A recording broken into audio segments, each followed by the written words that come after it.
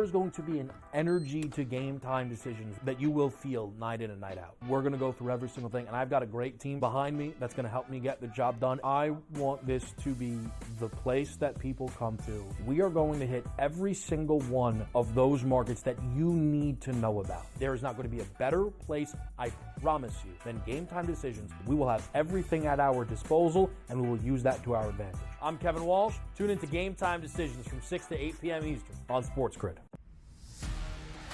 You know what? What can one of these quarterbacks or wide receivers do for me this year to make a wager? It's got to be the running conditions there for Jaden Daniels. In regards to Jaden Daniels, you know I was on him in regards to the Heisman Trophy. I actually think he's going to do it on the ground, through the air, 40 touchdowns, 4 interceptions, playing in Cliff Kingsbury's offense where he wants to spread it and throw it. I think he's going to put up dynamic numbers. Pro Football Today, only on SportsGrid. The only streaming sports betting network. Tips, info, and insights to up your IQ. It's smarter to be on SportsGrid. New to the Live Golf Plus app. Watch Live Golf any way you want it. Follow any group. Replay any shot. Anytime, anywhere. Any questions? Watch Live Golf live and on demand. He had 4 grabs in the first half for just over 30 yards, was injured, came back in briefly, and then had to be carted off. We were pessimistic on Puka Nakua's injury to the same right knee, of that being a nothing, just a bursa, and that's it, as per Sean McVay. We felt there could be a small PCL component. The early line, only on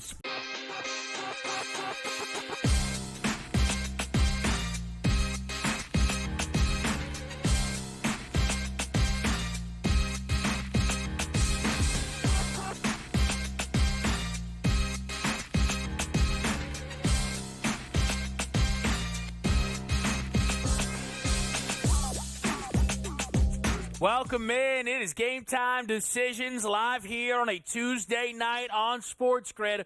I'm Kevin Walsh with you. Loaded up on your college basketball board tonight. Plenty of ranked action in the mix. A ranked battle for us in the SEC with the Vols, Tennessee Volunteers, that is, laying double digits to the Kentucky Wildcats. Some injuries, I think, impacting that number. We have 6:30 action in the Big East between St. John's and Georgetown, with the Red Storm as a slight favorite right now at Georgetown. We're going to do the college picks with you. We have Coach James Young right around the corner. We've got Mike Blewett stopping by. You know, we're going to continue to keep our eyes on all things Super Bowl 59, the Philadelphia Eagles, the Kansas City Chiefs.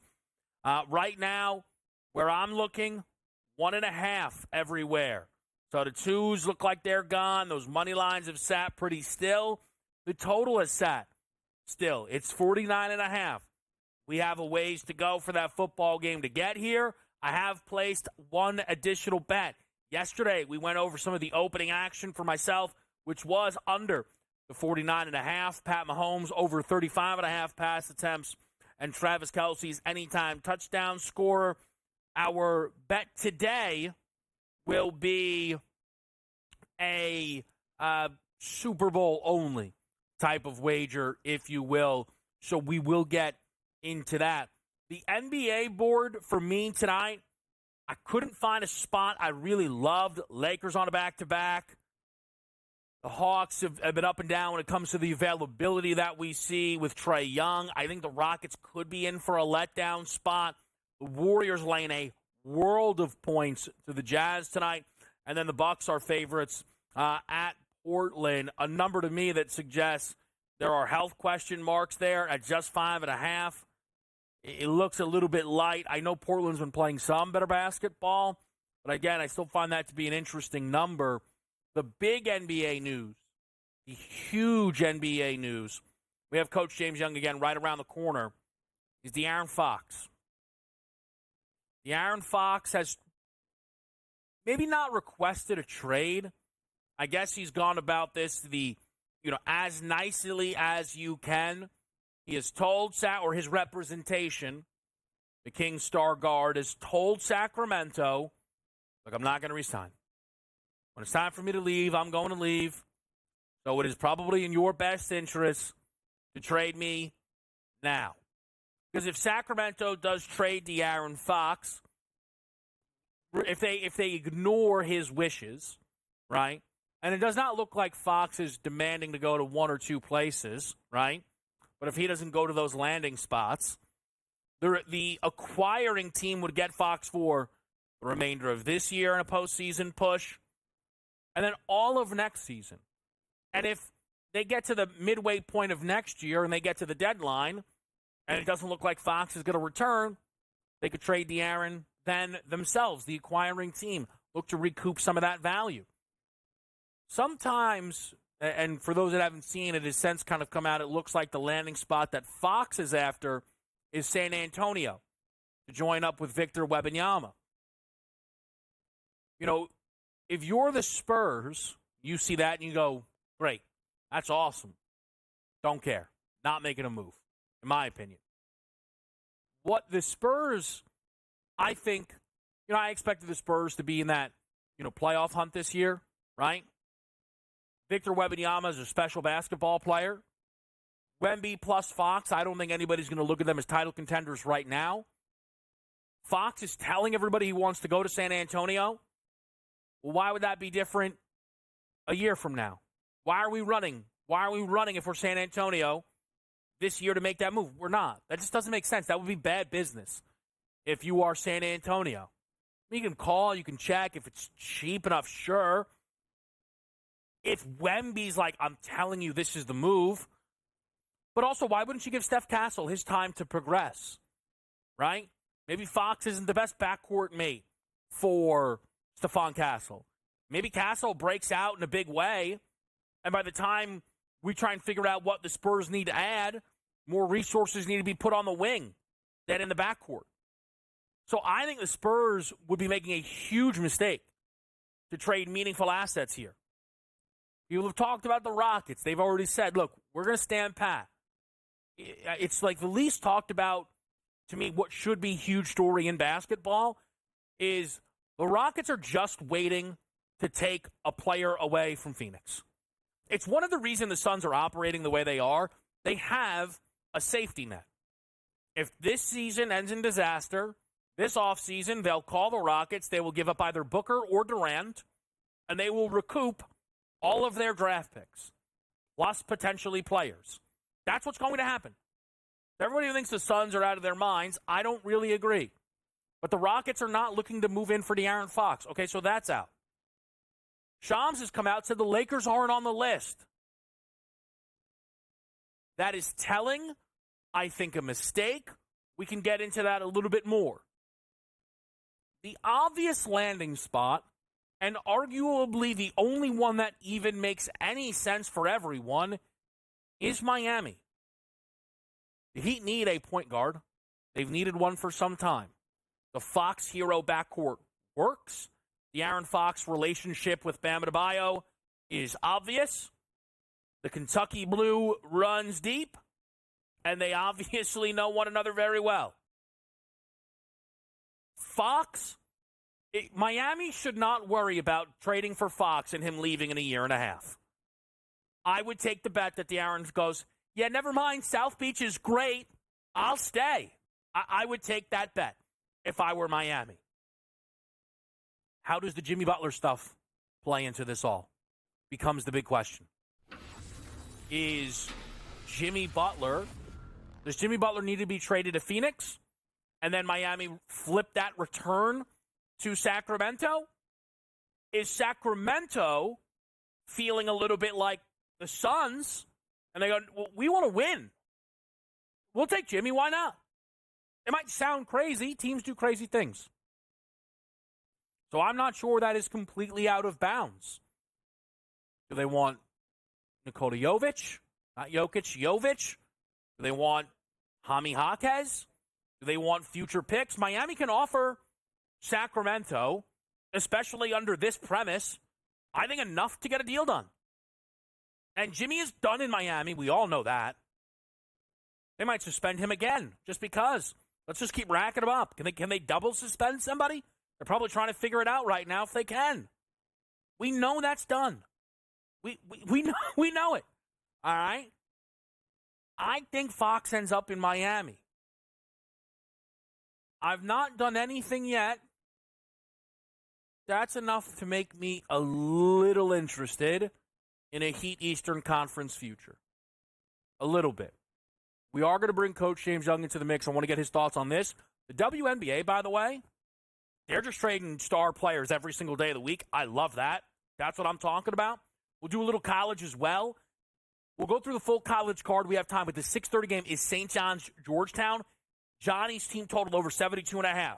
All right? Ricky P's boys tonight, they'll score a little bit there. Go ahead, flash that card up for people. We'll break these all down for you here, and that doesn't even include the best bet, which are going to come in the Kansas game. We're going to go through it all tonight. We're going to get Coach James Young in the mix next. What does he think happens with Sacramento and De'Aaron Fox? What is he like on tonight's card? Both equally important questions. We'll get the answers next.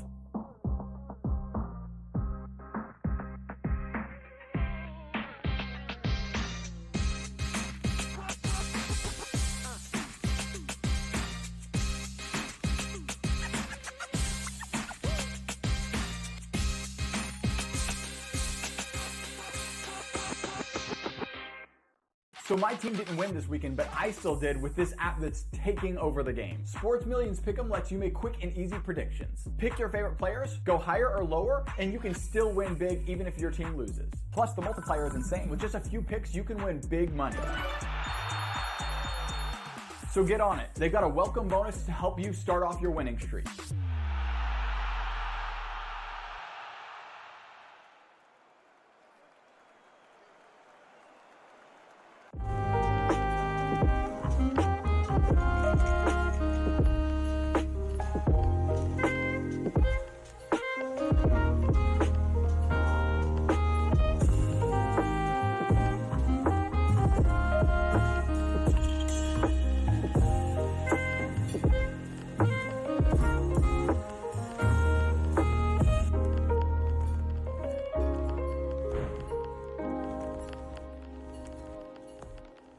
Anyone that's been to a sporting event, the atmosphere before a game, I think Game Time Decisions has that same exact atmosphere.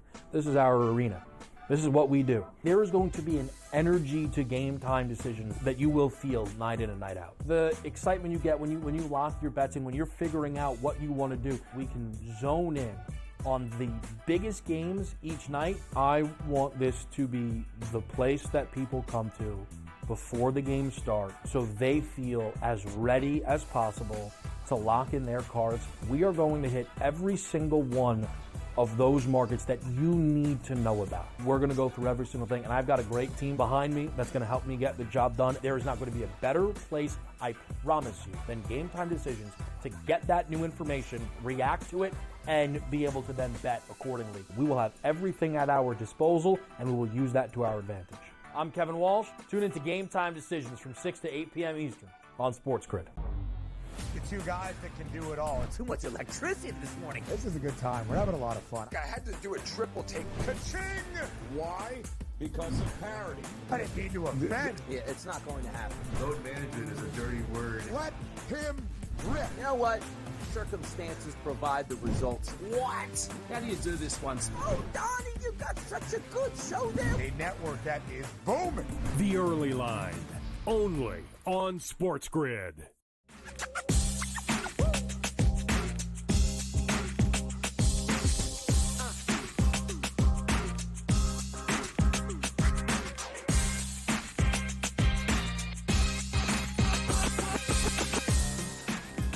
All right, we're back with you right here on SportsGrid, Game Time Decisions. Coach James Young here, absolutely fantastic, but we are absolutely loaded. Jay, I want to get into it like this. I'm a little light tonight on the NBA. Help the people out. If you're betting the association, where are you looking to go here on this Tuesday night? You know, I know you talked about Sixers-Lakers, second leg of a back-to-back for the Lakers. I'm nervous with the spread, even though without Embiid and no PG. I'm going Tyrese Maxey 30+. Right? No Embiid, no PG. Shots are going to be there. Right? Lakers on the second leg of a back-to-back. I think Maxey gets you 30+ points tonight. Next, another team on a back-to-back. the Bucks playing better. Bucks Blazers under 230. If you look at the Blazers D has been better, but they can't score. Milwaukee's not going to want to run this game up and down. I like the game to go under 230. Lastly, Fred VanVleet against Atlanta, 15.5 points over 9 of his last 15 games, right? If you look at the best defender on Atlanta, it's who? It's Dyson Daniels. Who does he guard? He guards Jalen Green. That means Trey goes to VanVleet. VanVleet should be able to get busy. Fred VanVleet over 15.5 points tonight. All right, there you go. Some NBA action. Why not? JY, college-wise, anything you love? Yeah, I'm going to go to the Big East, and I'm going to take a different way of your game with St. John's. I think this game, I'm going to take St. John's minus points. First game they played was, I think, a 5-point, like it was a 63-58. It was like a really low-scoring game. Rick's team's playing well. We got to admit it. That team may be the best team in the Big East right now. 4-1 against spread their last 5. I'm going with the Johnnies minus the points. Next, Seton Hall, Providence, under 131.5. Oh, my God, this could get ugly. Now, the last game went 91-85. It ain't happening. Seton Hall sometimes can't get to 91 in 2 games. So if you look at offensive efficiency, Seton Hall 318th. If you look at pace of play, Seton Hall 335, Providence 291. If you talk about offensive field goal shooting percentage, 326 for Seton Hall. Seton Hall can't score. Providence is 4th in defensive field goal percentage defense. I like this game to go under 131.5 tonight. All right, so some juice there on those totals. I mentioned I'm on that St. John's team total over on the road against Georgetown. We'll get into the rest of the college hoops card. We'll have time in just a little bit. So, all right, JY, the NBA. We'll go back. We'll now work backwards. Fox, it's not a trade request. It's you know what you should do. What's interesting is the amount of time that he has left. If they trade him now, they can get more in return. It also means there's more teams that could potentially make the phone call then. Do you have anything that really stands out to you with this decision here by De'Aaron Fox? Well, it's just amazing that it's happening the day after this happened with Jimmy Butler. So it's almost like Sacramento's trying to get to the line and say, hey, well, if you want Jimmy Butler, we could have, the agent for De'Aaron Fox is like, we could have something for you here. So when you look at Jimmy Butler, you look at the age, you look at the fact that he's a free agent after this year, right? De'Aaron Fox, you get another year out of him. And I think it makes sense for Miami. Why? You said it best. Bam Adebayo, Heat culture, that backcourt of Hero and Fox, you kind of can line themselves up and think that's a pretty good backcourt with Bam, with Ware, right? And then you look at the fact of, ready? I think he's from the South. I think he's born in New Orleans, if I'm not mistaken. He's a Southern kid. Kind of gets closer to home. And I always say, just like Texas, what does Florida have?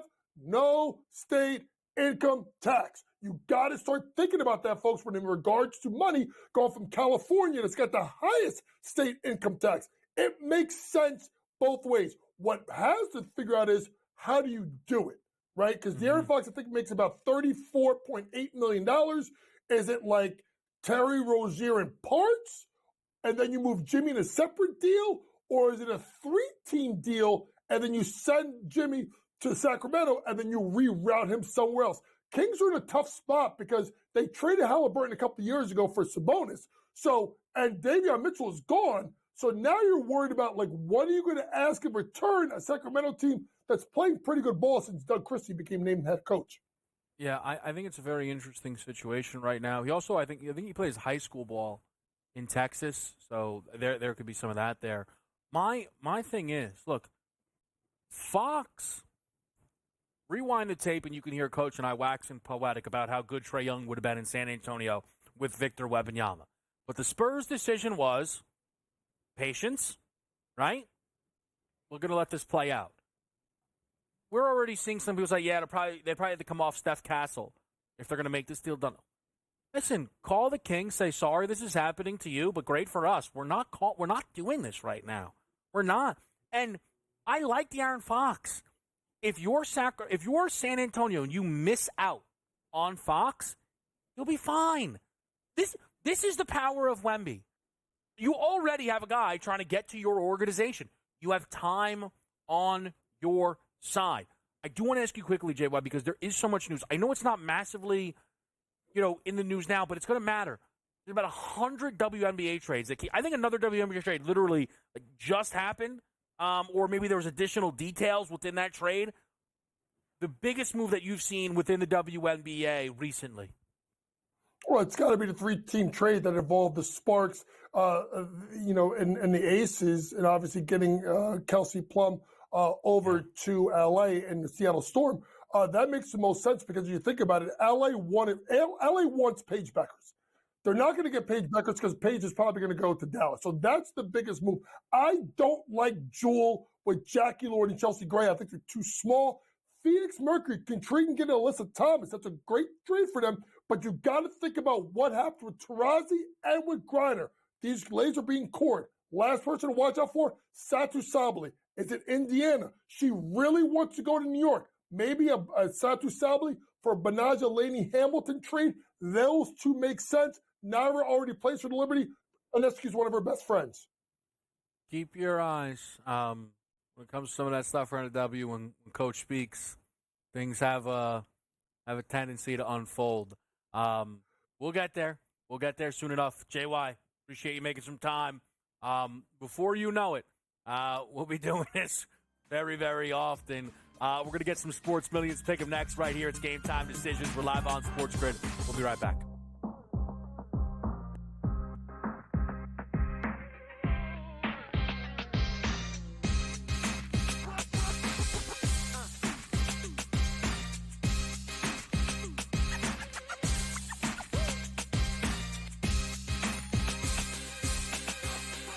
There is going to be an energy to game time decisions that you will feel night in and night out. We're going to go through every single thing, and I've got a great team behind me that's going to help me get the job done. I want this to be the place that people come to. We are going to hit every single one of those markets that you need to know about. There is not going to be a better place, I promise you, than Game Time Decisions. We will have everything at our disposal, and we will use that to our advantage. I'm Kevin Walsh. Tune into Game Time Decisions from 6 to 8 p.m. Eastern on SportsGrid. You know what? What can one of these quarterbacks or wide receivers do for me this year to make a wager? It's got to be the running conditions there for Jaden Daniels. In regards to Jaden Daniels, I was on him in regards to the Heisman Trophy. I actually think he's going to do it on the ground, through the air, 40 touchdowns, 4 interceptions, playing in Cliff Kingsbury's offense where he wants to spread it and throw it. I think he's going to put up dynamic numbers. Pro Football Today, only on SportsGrid. The only streaming sports betting network. Tips, info, and insights to up your IQ. It's smarter to be on SportsGrid. New to the Live Golf Plus app. Watch Live Golf any way you want it. Follow any group. Replay any shot. Anytime, anywhere. Any questions? Watch Live Golf live and on demand. He had 4 grabs in the first half for just over 30 yards, was injured, came back in briefly, and then had to be carted off. We were pessimistic on Puka Nakua's injury to the same right knee, of that being a nothing, just a bursa, and that's it, as per Sean McVay. We felt there could be a small PCL component. The early line, only on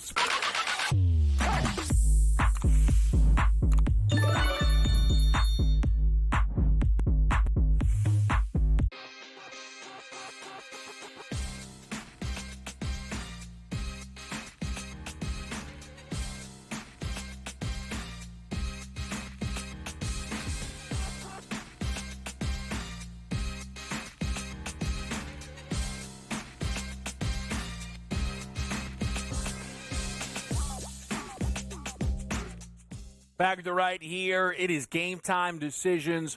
We are live on SportsGrid. Kevin Walsh with you. A lot to get to tonight. A lot of options over on Sports Millions Pick'em. Let's hear a little bit more about some of those options. Happy Tuesday, everyone. Let's jump into our Sports Millions pick'ems. Now, I'm going to focus here on a battle in the Pacific. We have the Anaheim Ducks traveling to Seattle to take on the Seattle Kraken. We're looking at a Kraken team that's going to be rolling in with tired legs on the second night of a back-to-back. Last night, they faced the Edmonton Oilers in a tough battle out there, taking a loss 4-2. And now the Anaheim Ducks, rolling in rested, should be able to hit Philip Grubauer, who will be in between the pipes tonight. For the Seattle Kraken, I'm looking for a playmaker here for the Anaheim Ducks to really step up. Now, he's stepped up all season, and you probably know who I'm talking about. Troy Terry here. I'll take Troy Terry higher than a half a point in this matchup versus the Seattle Kraken. I do think he comes out with fire tonight. We look at Troy Terry on the season, and he's been so strong. He's had points in the last 3 games or more. And then we look at him versus the Seattle Kraken. Versus the Seattle Kraken, he was able to record 6 goals and 8 assists in 12 games. And I do think in tonight's matchup, we should see him come out strong, rested legs here, hit Grubauer, and be able to put those points on the board. So my Sports Millions pick'ems today is Troy Terry higher than a half a point. All right, great breakdowns there from Joe. She has her eyes on the ice tonight. One game that I'm particularly interested, it's between Carolina and the New York Rangers. And, to me, I felt as if we started to see some better hockey being played out of the New York Rangers. But their most recent losses have been some higher scoring games. It feels as if it's just kind of been a all or nothing type of thing from the Rangers defense, of course, led by Igor Shesterkin. Curious to see Shesterkin over on Sports Millions Pick'em tonight. It's higher or lower than 26.5 saves, as Carolina is actually expected to win that one on the road. I think that's going to be a big one to keep an eye on with tonight's slate. There are a couple of other options that you can find if you are looking to get involved with the hockey on Sports Millions Pick'em. Enjoy Sport Millions pick'ems, but hey, making picks yourself? Well, Sports Millions has you covered. Head on over to Sports Millions Blitz'em right now and let the computer do the work. Go to sportsmillions.com/Blitz'em to be able to win big prizes without having to make a single pick yourself. That's sportsmillions.com/Blitz'em. Of course, you also, over on Sports Millions Pick'em, can find some options for what is a pretty light card tonight on the NBA. The big game probably for many will be the early one between Philadelphia and L.A. Very interested to see how Anthony Davis follows up, arguably his best performance of the season. The opponent maybe would dictate some of that, but 42 points, 23 rebounds. He had a 20-10 opening quarter in that game against Charlotte. He has now scored in his last 2 games 78 points. What do we see out of Anthony Davis, though, in this spot without rest?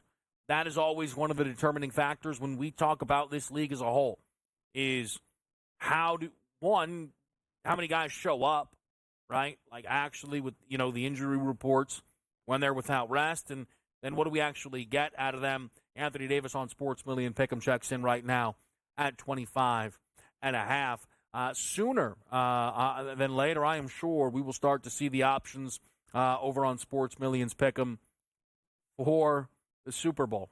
And, they're going to set a very high, I am sure nearly historic number on Saquon Barkley. There will be loads of people looking to get involved with Pat Mahomes, Travis Kelce. You got a lot of stars. You've got a lot of options. And I want to talk more about those options with our guy, Mike Blewett. Always one of my favorite conversations whenever Mike gets to stop by here on Game Time Decisions. And we get to get you set for everything that's going to be going on out there with Super Bowl 59. And even kind of take a look back at what we saw from this past weekend on Conference Championship Sunday and what it maybe even means for those losing football teams moving forward. So sit tight. Again, make sure you get involved over on Sports Millions Pick'em. A lot of great options there. Tonight, we'll have more Game Time Decisions for you after this quick commercial break.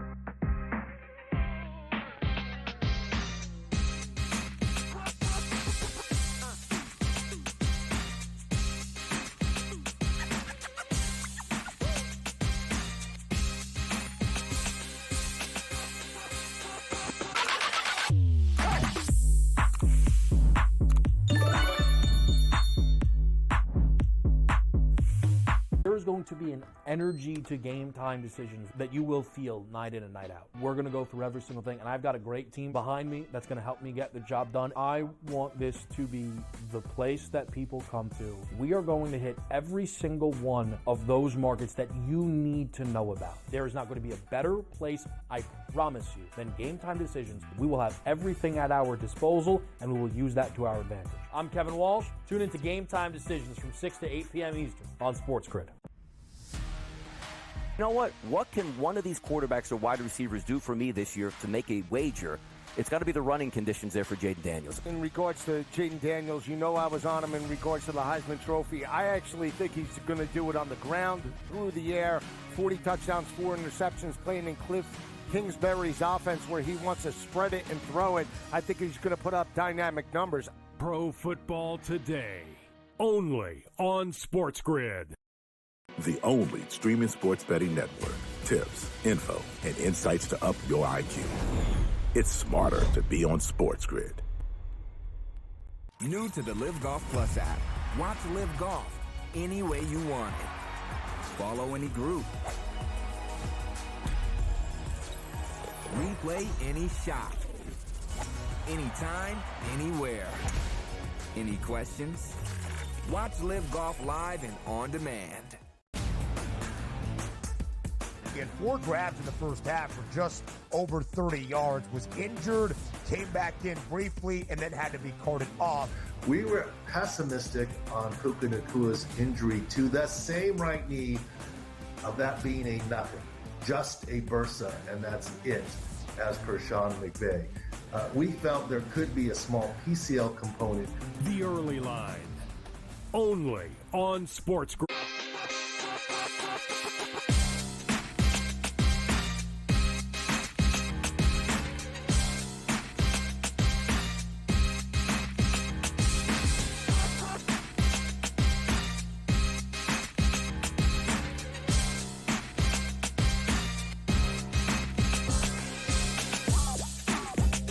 Live right here, Game Time Decisions. Again, we're on that St. John's team total tonight. That game's about to get underway against Georgetown.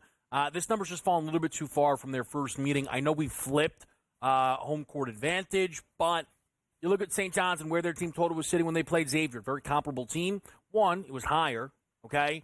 But 2, it didn't flip as much from game to game. I like the spot for the St. John's offense. I'm on a Kentucky team total over 67.5. I don't care how good you think the Tennessee defense is. Kentucky is, when you talk about scoring, number 2 in college. Okay, they're the 4th best offense, and the pace that they play out, they're only behind Alabama. 67.5, way overinflated due to what Tennessee and Auburn put on Saturday. That should be a negative. Stop giving a team credit. It was one of the more disgusting games of all time. I know that sometimes that happens. It's the beauty of college, but it's also the beauty of an opportunity over 67.5. Michigan State, Minnesota, I think it's a good spot for the defenses to have a good first half, under 65.5.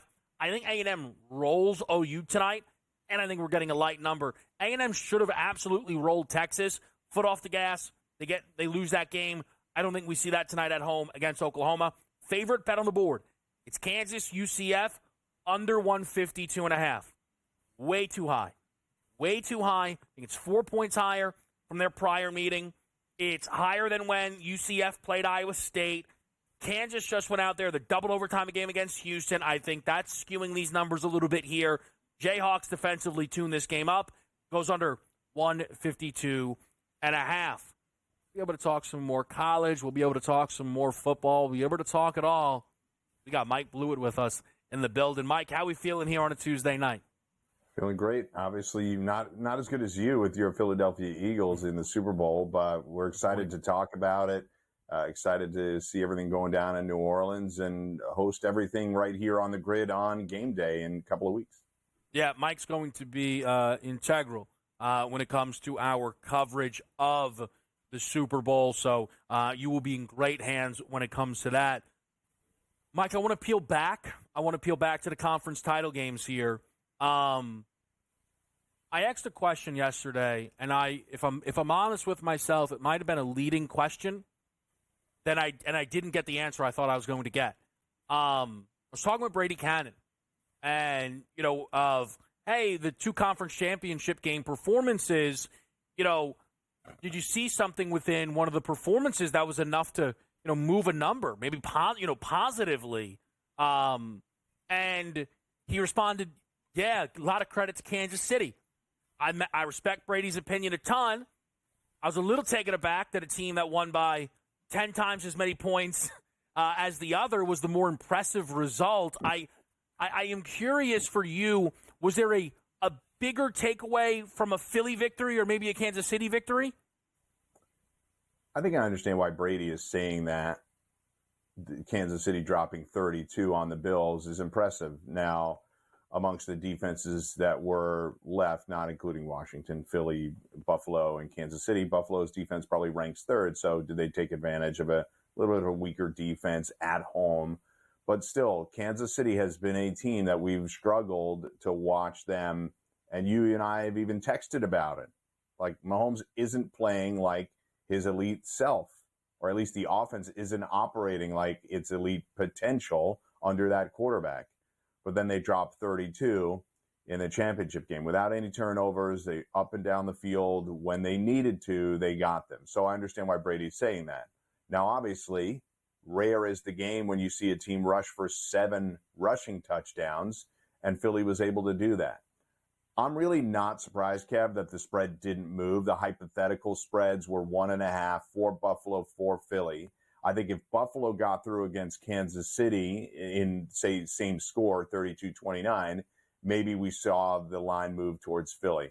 But it's going to be hard for the books, given the fact that this team is going for a three-peat, to make them an underdog in any capacity. The game is practically a pick-em. If it moves at all, it probably moves towards Philly by a half point. But you know how these spreads are with the Super Bowl. Last year, that spread didn't move at all for a week. And really, up until game day, did the total come down a point, and the spread really didn't move at all. I'd expect more of the same this year. Yeah, I think for me, while I think that Philly should be favored because I think they are the best team in football, it's not a bit. I quite frankly don't really understand people who don't see it that way, aside from, but look what Kansas City's done for like a length of time, which I guess we can kind of have that discussion. But I don't have a problem with the number, because at the end of the day, they're not going to give you Kansas City at a plus price, right, when they don't really have to. I think they're going to be getting a lot of Kansas City bets here at this Super Bowl. I think the win over Buffalo was kind of a push people over the top. What's interesting, though, to me, Mike, and again, where I've been a little bit, an island might sound aggressive, but I feel as if I've been on, not, in the majority when it comes to these two teams in Kansas City and Philadelphia. The Kansas City game, to me, was more of the same. They won a one-score game, right? They didn't dominate. They don't dominate. They literally never do it. They just play one-score games, and they win those games. And they went up against a defense that does not grade out very well. I think what's interesting is the defense that they played in the divisional round, by anybody other than Bills fans' metrics, is a better defense. And Kansas City looked worse. So I think that's one of the things to me that's very interesting, where perhaps the perception around Buffalo's defense, I think at least a little bit, is elevating how impressive Kansas City was within the football game, and maybe where I'm having a little bit of a disconnect right now from some others, Mike. Yeah, I get that. And we're talking about two teams that Philly's won 15 of 16 games. Took kind of a miraculous outcome for them to lose the one game. And Kansas City's 17-2 and only lost one game that mattered, right? Yep. They didn't care about the Denver game at all. So these are two teams on the best winning streaks. They have been the best teams for most of the year. Obviously, we've had teams like the Lions. It showed you when they were playing their best, they were an elite team. The Ravens playing at their best were an elite team as well. But injuries to the Lions and, frankly, shoddy play by the Ravens don't have them in this position. These are the two best teams. It's the matchup I was most excited about. I picked Kansas City to win the Super Bowl at the beginning of the year. Not exactly going out on a limb. I just didn't think anybody was going to take them out in the AFC. And when you're making a futures bet, that's sort of what you have to take a look at. I'm curious. The most curious thing that for me, Kev, is I would not expect Philly to deviate from the game plan at all of what they've been able to do. But against Washington, we did see a really good amount of balance out of them. Let's forget the fourth quarter where things got out of control. There was a moment at which Jalen played a great first half, and they were still running the ball at will. There was a lot of balance. Philly is one of the few teams where, and I've said this before to you, I think balance is overrated, but Philly wants to play it that way, and it is to their advantage, right? There has been times during the year where people doubt Jalen Hurts, and he hasn't been as impressive, and they target their wide receivers at the third lowest rate in the entire league relative to target share, right? They're utilizing Saquon and Goddard, and in terms of overall touches, Smith and A.J. Brown, despite their explosiveness, don't see the ball that much. Do they feel the need to mix it up early to put Kansas City on their heels, or just try to run down their throat like they have with the other 18 teams they've played? I think you touched on something really interesting. You're right. But here's what I'll say and why, again, Philly is so unique. Typically when there are calls for balance, it's because people believe that a team is not running the ball enough. I don't know if we've ever seen people go, they just don't throw it enough for my liking. But again, that's because people kind of can't handle the Eagles in the way that people couldn't handle when an NBA team started shooting too many threes. They don't like how it's getting done. They're not used to it. So they keep complaining. We'll talk about it more with Mike next.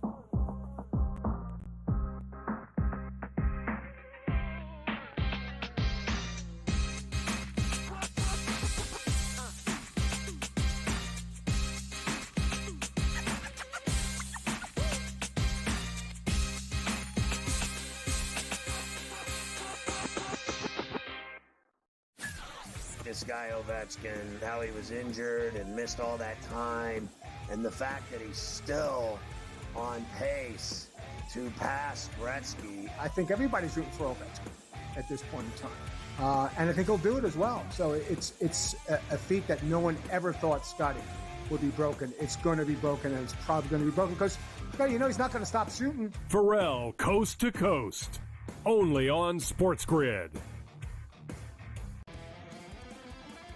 We all know MVPs don't win the Super Bowl. It's not about MVPs, man. The only MVP, fine. Win the MVP in the Super Bowl. Nobody cares about the MVP in the regular season besides people that bet on it, the actual player themselves, and their agent that's getting a cut of the bonus money. Other than that, who cares? What do you care who wins the MVP? Like I said, unless you bet on it. Right? If you bet on it, fine. Then I guess you care. Sports Rage tonight, only on SportsGrid. They have a lot of hopes, and they thought last year they were turning the corner. Even early this year, they start turning the corner, and then you lose 13 games in a row. Edmonton chipped away, got a late goal, won the game 4-3. I felt like they dominated the third period. They moved the puck on that power play. It was an exceptional hockey game. It went over the total. Only on SportsGrid. Your gut says Miami is going to win, and you should take the over. Your gut also said your NFT selfies would only go up in value. They didn't. But your head is on SportsGrid and knows the QB is in concussion protocol. The backup has a 45 QBR against the zone coverage. The New York D has the most sacks in the league. So yeah, trust your head. It's smarter to be on SportsGrid.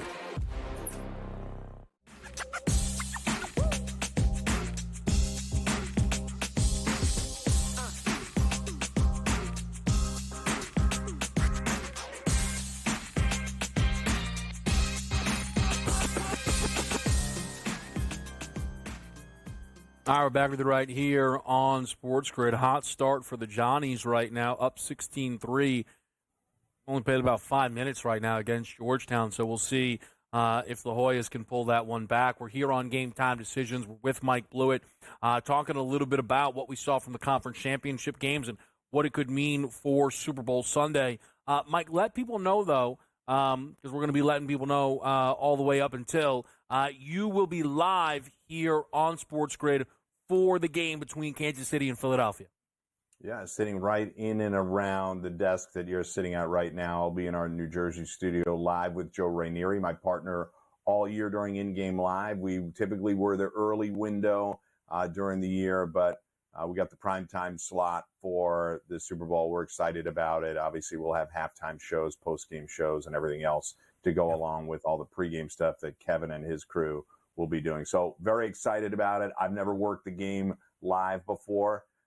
But we've had a lot of fun this year, and these two teams are going to be a lot of fun. I'm excited to see how it plays out. So, and I know then, Mike, with you doing the in-game, of course, there's going to be prompts and that not. But one market that I always find fun to follow, it's such a rare thing, it's once a year, is the Super Bowl MVP. And for anybody that doesn't know, Mike and I talk Super Bowl MVP a lot.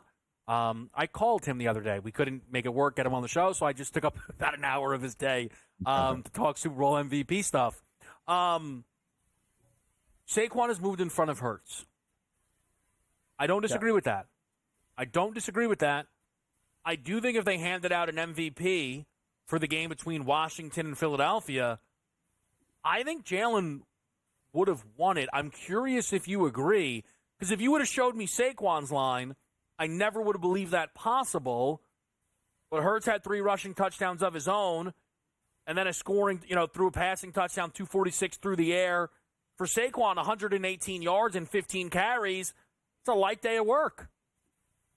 Yeah, for him, his rushing attempts went all the way up to 24.5 the first time in a minute that I didn't bet the over, simply because I didn't know if he was going to get to 25. He had in the previous games, but I thought Philly could have a lead there, and I don't know that he would need to keep pounding it, at least to that extent. That's a big number to bet on. I think it's completely fair for Jalen. Obviously, we know that the rushing touchdowns are 1 yard. He did have a really nice 9-yard scamper, by the way, key block by Saquon on that play, and I thought it was obviously a fantastic game from Hurts. I really think his passing stats underrate the performance that he had because he was so good in the first half. But I wouldn't have a problem with you giving it to Jalen. That's a ridiculous performance to score 3 rushing touchdowns and throw for another. Saquon obviously had the big flash play to open it up, and he's been explosive all throughout the year. So I wouldn't argue against either way, but I think I'd probably lean with you just because Jalen was so good in the first half and did have 3 rushing touchdowns. I think for Kansas City, it's very easy, but within the same breath, and again, this is a conversation Mike and I have already had, the game between Kansas City and Houston, I don't think Mahomes was one of the top 2 choices for MVP of that game. I think either Kelsey or probably Karlaftis would have been in front of him. Brady... the comparison at this point for Pat is Tom. And Tom won 7 Super Bowls, 5 Super Bowl MVPs. The market right now is just singular in that you can bet on the guys. We know as we get closer to the game, you'll be able to bet on the position. Yes, no, will it be a quarterback kind of thing? If I'm wrong about this game, I presently believe Philadelphia will win this game, lower scoring game. If I'm wrong, I still think it's on the board that the MVP award goes outside, though, of the Pat Mahomes purview. And I'm curious what you think about, his plus 110 number currently to win Super Bowl MVP. It's hard, right? He's won the other Super Bowls that he's won the MVP. And you mentioned Tom Brady's 5 Super Bowl MVPs. There's a really strong argument that he shouldn't have won 2 of those. The comeback against Atlanta was historic, but Brady did not play well in the first half of that Super Bowl. And the key player offensively in the second half of that game was James White. Tom Brady obviously had plays that were key. Edelman with the diving catch on that play, the Edelman diving catch. Brady basically throws a pick that they dropped. Edelman just caught it off the rebound.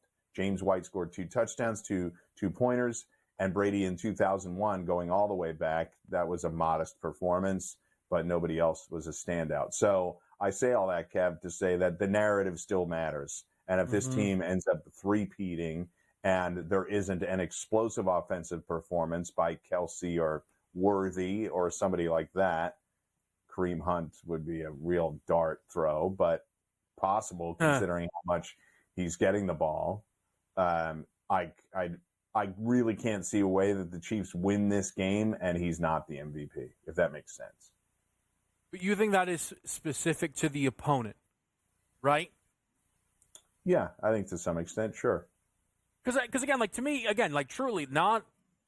I know. I feel like I've been hard on Mahomes this year because I'm trying to hold him to the standard that he should be held to.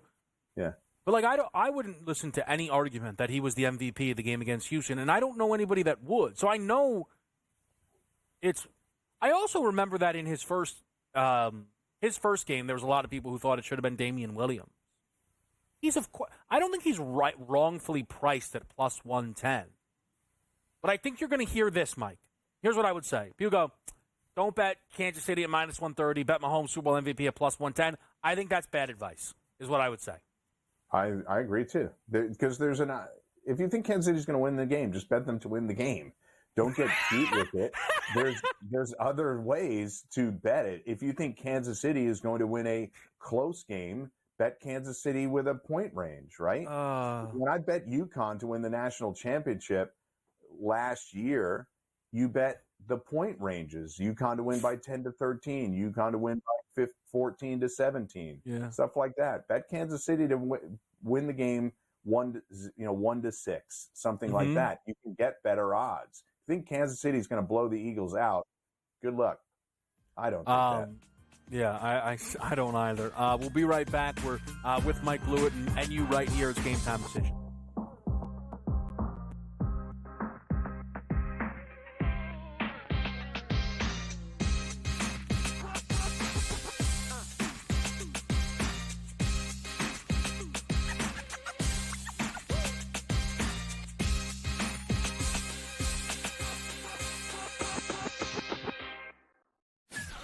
This guy Ovechkin, how he was injured and missed all that time, and the fact that he's still on pace to pass Gretzky. I think everybody's rooting for Ovechkin at this point in time, and I think he'll do it as well. So it's a feat that no one ever thought Scotty would be broken. It's going to be broken, and it's probably going to be broken because he's not going to stop shooting. Pharrell, coast to coast, only on SportsGrid.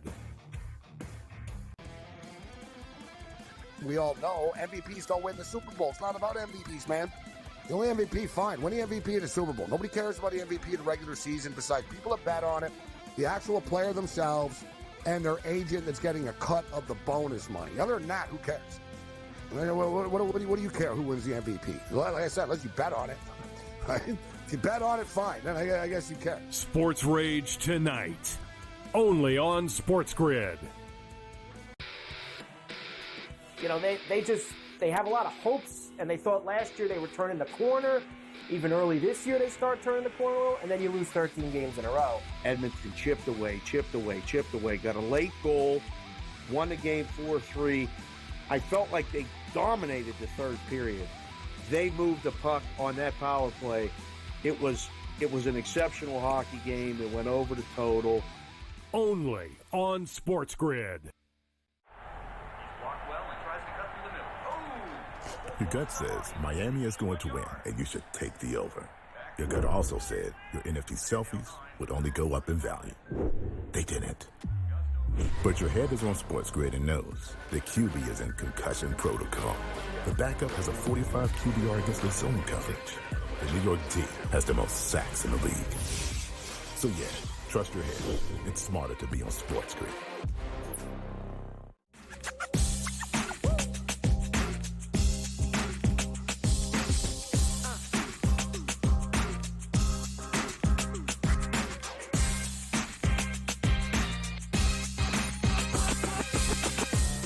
All right, we are back right here. It is Game Time Decisions. I'm Kevin Walsh. I'm with Mike Blewett. We're talking Super Bowl 59, and I placed 3 bets that we talked about yesterday. I have placed one more since. I figured why not bring this to the light with Mike here. It is a Super Bowl only bet. If somebody told you that they were betting this prop week 9, you'd be like, I'm not really following what's going on here. And we haven't gotten a lot of Super Bowl only items, because trust me, I've been refreshing and waiting.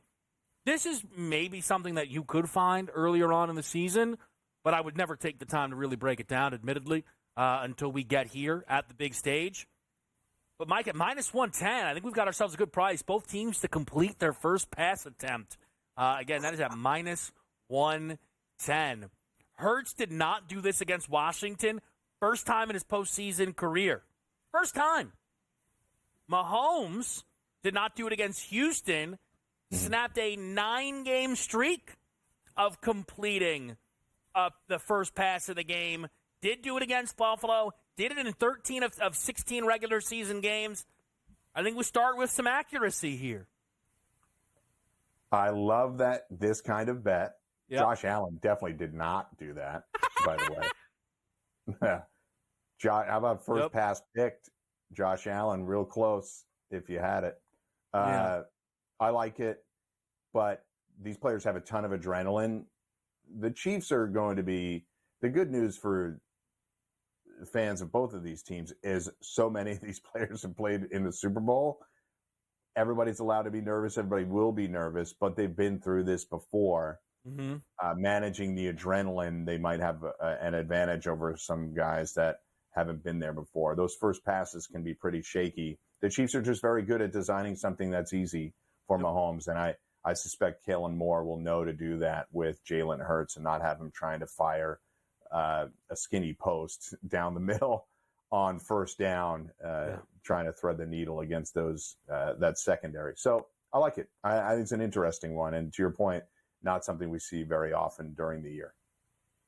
Yeah, no, definitely not. I will say, if people are like, what would worry you? The Eagles opening the game, throwing the football to AJ about 100 yards down the field. There are some funny ones. I really did take the time to go through this. Like, Derrick Gaines, Mahomes' first completion, -4 yards. 1 yard. So, yeah, listen, it's at minus 110. Have you placed any bets yet, Mike, for Super Bowl 59, or are you still waiting? I'm not. I don't have to wait too much. Obviously, some fun stuff will come out as the week goes on. Yeah. Stuff I do like to jump on early, though, is those kicking props. I like them. A Harrison Butker over 1.5 field goals or 2+ field goals. They're not afraid to use him in the Super Bowl. He's certainly hit it last year, and now that he's been back from injury for a while, you see that they're very comfortable utilizing when they need to. Andy Reid's not afraid to. He doesn't chase points like that. He knows when to take the easy ones, and I think Butker will be utilized in this game. So 2+ field goals for Butker is one. Yeah, when I was trying to figure out, right, because I would hear it myself because I thought that Buffalo would win. And then, I was talking, I think it was Donnie on Moneyline. He's kind of what was the takeaway? And I was like, I don't know. It wasn't surprising at all. And I said, but you picked it, like, where were you wrong, right? And I think I didn't expect an excellent red zone performance out of Kansas City. Mm-hmm. And they had it because of great rushing inside the red area. Yeah. And if you remember the drive that ultimately was what was the game-winning field goal, first play, Mahomes drops back sacked. That's more what I expect, and that then leads to your Butker field goals there. So I think it makes a world of sense. And, I mean, also, what would it be if Mike Blewett didn't stop by and get us a kicker prop on the board? Damn right. You're welcome, by the way, folks.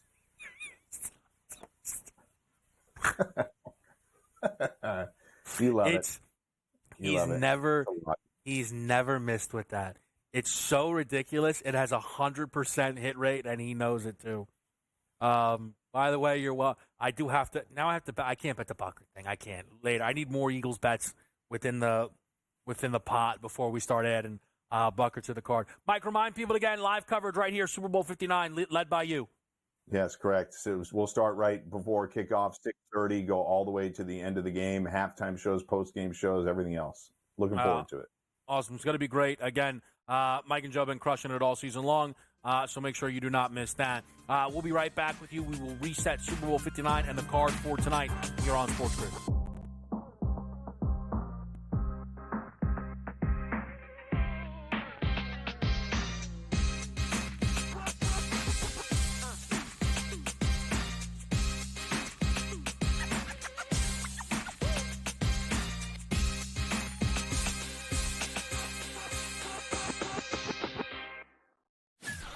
this guy Ovechkin, how he was injured and missed all that time, and the fact that he's still on pace to pass Gretzky. I think everybody's rooting for Ovechkin at this point in time. And I think he'll do it as well. So it's a feat that no one ever thought Scotty would be broken. It's going to be broken, and it's probably going to be broken because, he's not going to stop shooting. Pharrell, coast to coast, only on SportsGrid.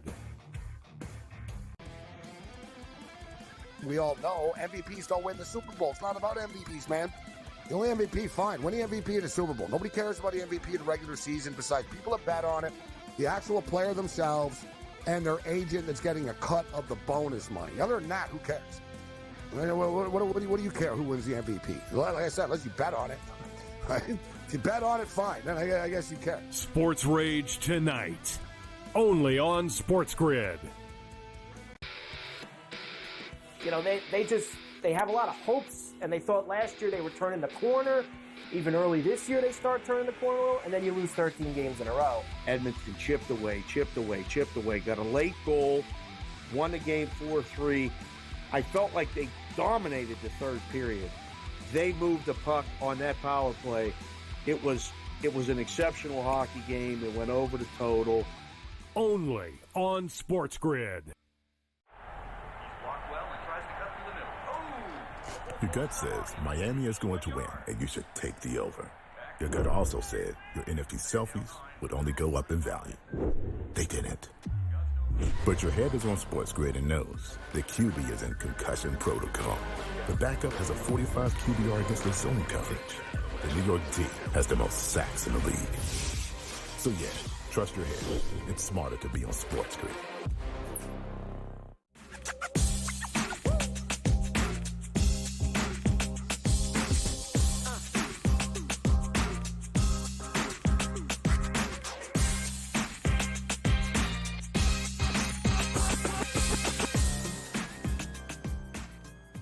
Back with you right here. It's Game Time Decisions. Kevin Walsh with you for another hour. In-game live picks it up after that. And they've got a great basketball slate to follow, specifically college.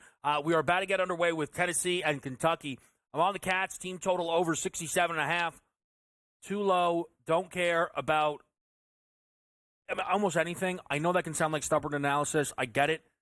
I understand when it comes to opponent team total under, nobody's going to provide a lower number than Tennessee, outside of probably Houston. Tennessee number one at defense, Houston 2. Houston a tick slower. I totally get that. I do. Kentucky is the second most over team.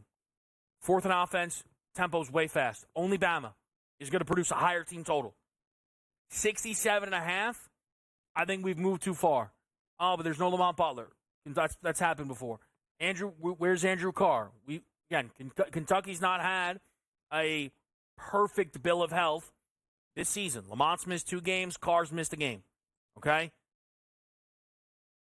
At 67.5, I think we're seeing a number influenced way too much by the Auburn game, and I'm happy to buy low. My other options tonight on your college basketball board: Minnesota, Michigan State, first half under at 65.5. I think it's a slower start. Sparty's coming off of a game at the Garden. Minnesota's running red hot, 3 straight great victories. Michigan overtime at Iowa and home against Oregon. Before that, they were 0-6. They're now going up a level defensively in Michigan State. Minnesota is as slow as can be. I think that game starts slow. I am doing something you don't see me often do, which is lay, more than 6. It's just not how I prefer to see the board. I'd be lying to myself, though, if I didn't play this A&M number here at 8.5. It looks way light to me. It really does. Texas A&M, I don't want to say they should have beat Texas. It was just a disastrous loss. They were up by 22 points in that game and ended up losing by 1. I mean, it was a wire-to-wire lead that they fumbled. It happens. But you should be getting a very locked-in and focused A&M team tonight against Oklahoma, who, while they are probably riding high with 2 straight wins, they were just catching 3.5 at Arkansas. A&M is only, 5 points better than Arkansas? No, they're about 9 points better than Arkansas. So I think this is a light number here tonight and I'm going to lay it at 8.5. My best bet is the under 152.5. Kansas UCF. I think this goes way under. Way under. I understand UCF's played some super high-scoring games. You saw me bet that Iowa State team totaled over when they played UCF. 85.5 is a huge number, right? That game was a rocket ship, 191 points in the game. Kansas is much slower than Iowa State. And they're better defensively. And they're not as good offensively. And this number is within that range. This number is about 4 points higher than when these teams first met. UCF didn't score 50 in that game. I know Kansas scored almost 100. I don't think that happens again. Jayhawks, the Kansas offense, I'm not in love with. They scored 86 against Houston. Double overtime. Scored 66 in regulation. They couldn't score as much down the back stretch of that game. I really like that under tonight at 152.5. To stick with the basketball quickly, we're going to talk to Tom Vecchio a little bit. We're going to have Dave Showerpants stop by as well. So the De'Aaron Fox news comes out. Immediately my mind goes to Miami. It makes all the sense in the world. And that, to me, should be landing spot one. I am thrown off that Fox's desired landing spot is San Antonio versus Miami. Not that San Antonio doesn't make sense. To me, I would have thought San Antonio and Houston would be interesting to him. He could fit in probably to those rosters. They're emerging, right? Played his high school ball in Texas. The more I thought about it, Houston doesn't make much sense. Eamon Thompson's breaking out. Let's just, again, leave that alone. All right, Houston's out. Got it. And then Houston's already said, we're not doing that. Cool. Then I thought more on San Antonio. They should not do it. I like De'Aaron Fox. I don't like that decision if I'm San Antonio. Wemby plus Fox being scary and dangerous? Yeah. Not this year. Not this year. Why? Just take your time. If Fox says that's where he wants to sign, well, then let's find out. 2026? That season, Wemby probably enters as the favorite to win MVP. If Fox wants to sign then, great. There'll be other guys. Point guard's a pretty deep position. You just drafted one at Steph Castle, who's got top 5 odds to win Rookie of the Year. Let it play out. Let it play out. You had the patience. You didn't bring in Trae Young. You can think Fox is better than Trae Young. We don't have to have that debate. I think Trae's a better fit with Wemby. Because all the defensive stuff with Trae Young, yeah, we're going to throw that aside. Wemby's there to figure it out. And Trae Young is obviously better than De'Aaron Fox. You're a psychopath if you try and argue it. And they had the patience. And Trae's value was low. They should have the patience again. So then where else are we finding teams, right? If Sacramento is ready to make a move. The Eastern Conference, there's largely no options, right? Most teams are settled at point guard. Do the Pacers want to run a double point guard option with Halliburton and Fox? Also, I can't get over how funny it would be if the Halliburton-Fox combination from Sacramento just ends up in Indiana. It's not going to happen. Orlando's going to be patient, I think. I think everybody expects that. Maybe they're not, but they probably will be. I'll listen to an Orlando conversation. I just don't think that's where they're kind of going, right? Phoenix is not going to probably have the ability to do that. Plus, they're just, I think, ready for the Jimmy move. Maybe some other teams swoop in on the Jimmy situation, but I'm not sure Phoenix has the ability to pivot to Fox. I don't think so. Maybe, but I would be surprised. Golden State bringing in De'Aaron Fox, that's not a thing, right? Dallas, backcourt's already crowded. Minnesota, I'm sure, would love to. I don't know how they're making that happen. And that feels way risky. Unless Anthony Edwards is like, I'm telling you, this is the move. You already made one bad decision by getting rid of Cat. Are you going to compound it? I don't know, right? Denver really can't do it. You already have Jokic and Jamal. That wouldn't make much sense. With the Lakers, there's a level of sense it would make. And you have the clutch connection. So you would think today would be met with people throwing their arms up in disgust that Clutch, LeBron, AD, Rich Paul, Fox are getting him to L.A. to play for the Lakers. And instead, before Shams Charania could even report where Fox wants to go, he's reporting it's not the Lakers. That's weird, right? My takeaway, the only takeaway I think that makes sense, because, again, Rich Paul's clients and LeBron and AD are trying to push the organization to make a move, right? Bringing in Fox, you would think that would make sense. Fox can play point guard there. AD must only want this front office to trade for a center. And listen, I don't need the point guard. Reeves is great. Please just get somebody else to play the 5. Miles Turner, Walker Kessler.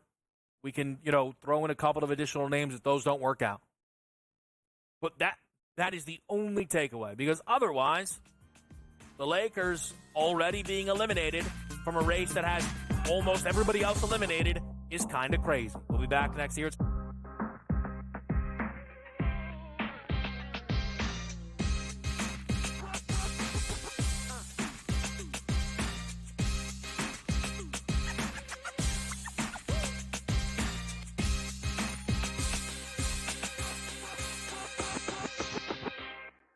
So my team didn't win this weekend, but I still did with this app that's taking over the game. Sports Millions Pick'em lets you make quick and easy predictions. Pick your favorite players, go higher or lower, and you can still win big even if your team loses. Plus, the multiplier is insane. With just a few picks, you can win big money.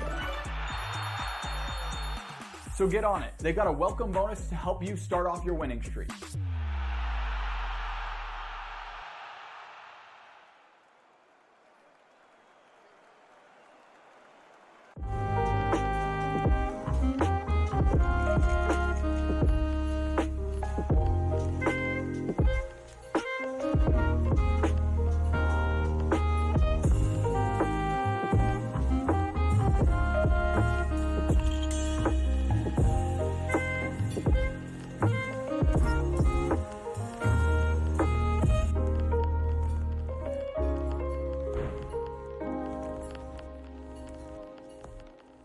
Anyone that's been to a sporting event, the atmosphere before a game, I think GameTime Decisions has that same exact atmosphere. This is our arena. This is what we do. There is going to be an energy to GameTime Decisions that you will feel night in and night out. The excitement you get when you lock your bets in, when you're figuring out what you want to do, we can zone in on the biggest games each night. I want this to be the place that people come to before the game starts, so they feel as ready as possible to lock in their cards. We are going to hit every single one of those markets that you need to know about. We're going to go through every single thing, and I've got a great team behind me that's going to help me get the job done. There is not going to be a better place, I promise you, than GameTime Decisions to get that new information, react to it, and be able to then bet accordingly. We will have everything at our disposal, and we will use that to our advantage. I'm Kevin Walsh. Tune into GameTime Decisions from 6 to 8 p.m. Eastern on SportsGrid. The two guys that can do it all. Too much electricity this morning. This is a good time. We're having a lot of fun. I had to do a triple take. Ka-ching! Why? Because of parity. I didn't mean to offend. Yeah, it's not going to happen. Load management is a dirty word. Let him rip. You know what? Circumstances provide the results. What? How do you do this one? Oh, Donnie, you got such a good show there. A network that is booming. The Early Line, only on SportsGrid.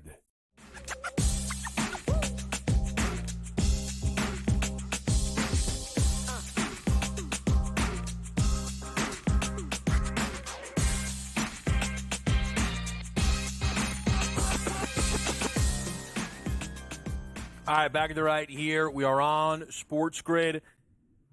Kevin Walsh, Tom Vecchio. Tom, great to have you. You've already started to lock in some action for the Super Bowl, which is great. Some things have moved. You placed a bet that I also placed. I know you were live, I think, so you were probably telling people, hey, listen, let's go now. I made sure to tweet it out while I could because I saw other places were different. Mahomes over 35.5 pass attempts. I'm curious what your breakdown was getting to that number.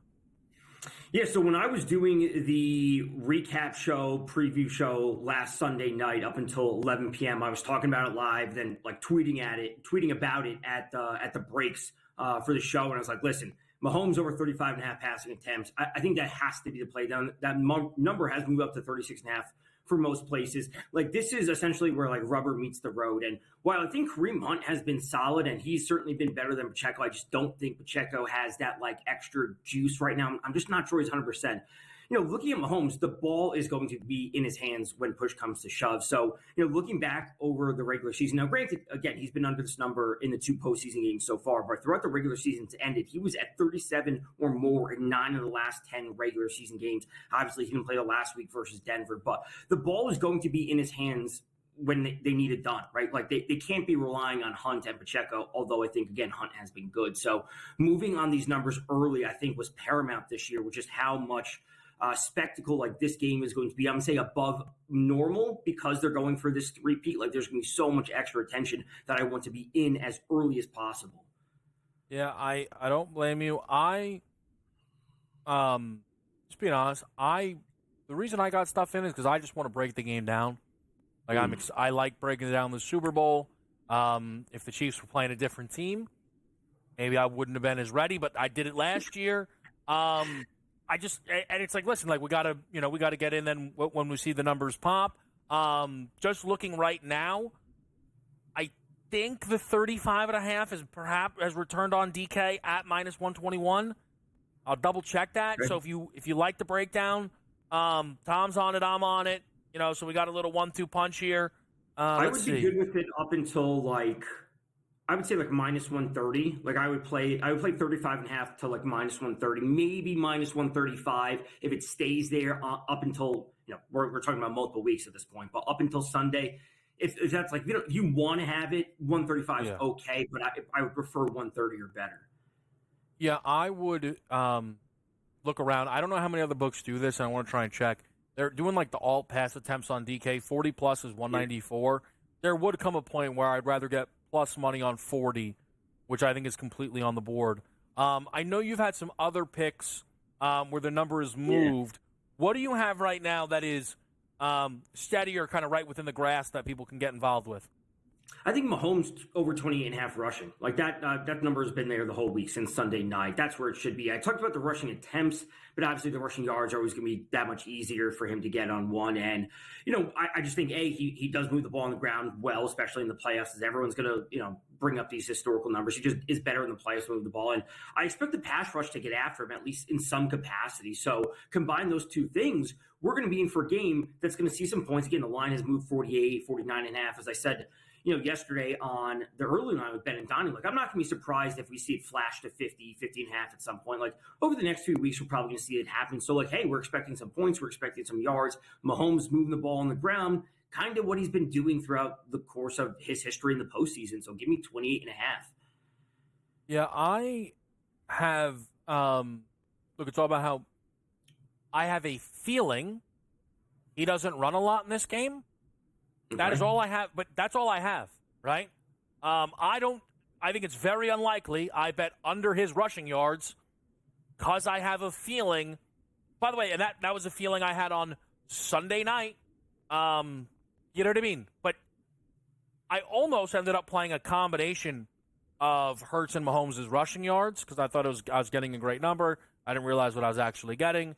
I would be more interested in a Hurts-Mahomes alt combo.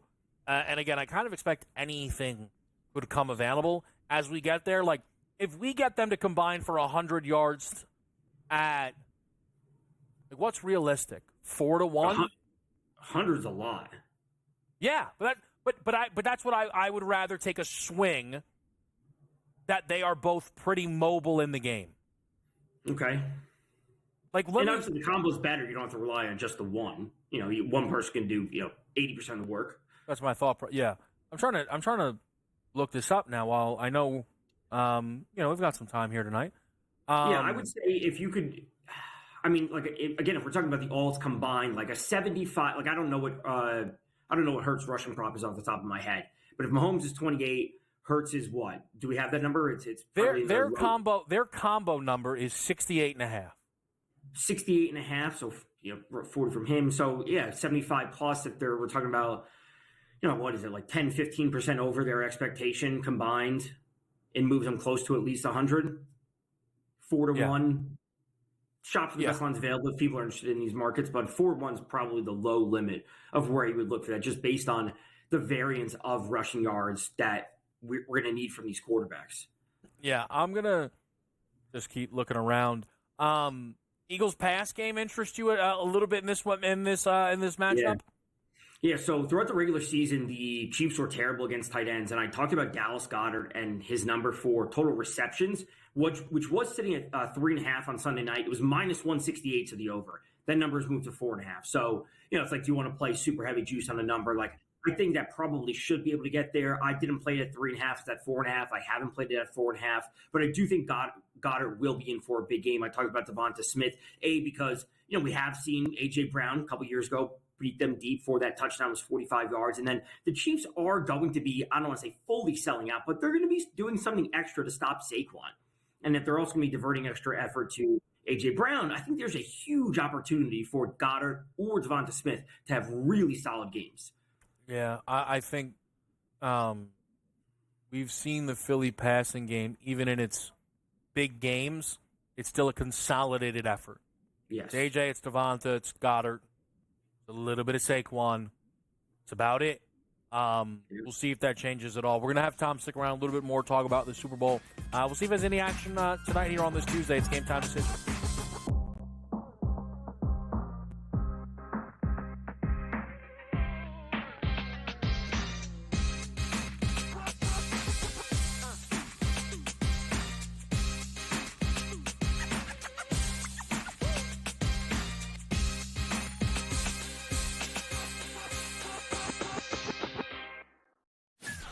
This guy Ovechkin, how he was injured and missed all that time, and the fact that he's still on pace to pass Gretzky. I think everybody's rooting for Ovechkin at this point in time, and I think he'll do it as well. So it's a feat that no one ever thought Scotty would be broken. It's going to be broken, and it's probably going to be broken because he's not going to stop shooting. Pharrell, coast to coast, only on SportsGrid.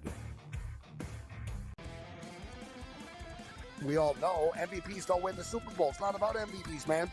The only MVP, fine. Win the MVP in the Super Bowl. Nobody cares about the MVP in the regular season besides people that bet on it, the actual player themselves, and their agent that's getting a cut of the bonus money. Other than that, who cares? What do you care who wins the MVP? Like I said, unless you bet on it. Right? If you bet on it, fine. Then I guess you care. Sports Rage tonight, only on SportsGrid. They have a lot of hopes, and they thought last year they were turning the corner. Even early this year, they start turning the corner a little, and then you lose 13 games in a row. Edmonton chipped away, got a late goal, won the game 4-3. I felt like they dominated the third period. They moved the puck on that power play. It was an exceptional hockey game. It went over the total. Only on SportsGrid. Your gut says Miami is going to win, and you should take the over.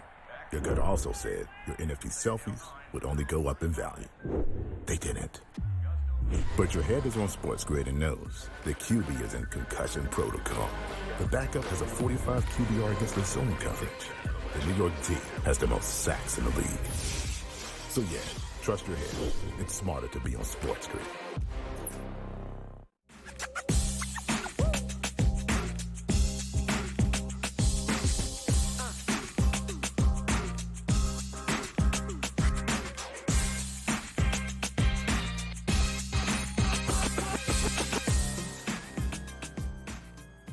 Back right here on a Turtleneck Tuesday. I had to acknowledge it at least once. Turtleneck Tuesday with Tom. All right, now we're really cooking here. Tom Vecchio's with us on SportsGrid. Tom, you betting hockey tonight at all? I am. I tweeted out some props earlier. Both those games have started at 7. It was a Mikko Rantanen goal for the Canes. He was recently traded from the Avalanche to the Canes at the end of last week. It is a monumental trade in the NHL. Like, I know we don't want to dig into things, but like over the last 5 years, he has the 4th most points in the entire league behind his team or his former teammate, Nathan McKinnon, Connor McDavid, Leon Draisaitl. He has the 4th most points over the last half decade in the NHL. It's a monumental trade. He's going up against the Rangers tonight. It's just a great spot for him. And then Patrick Laine on the Habs to get a goal and some shots up. I also do like the Caps.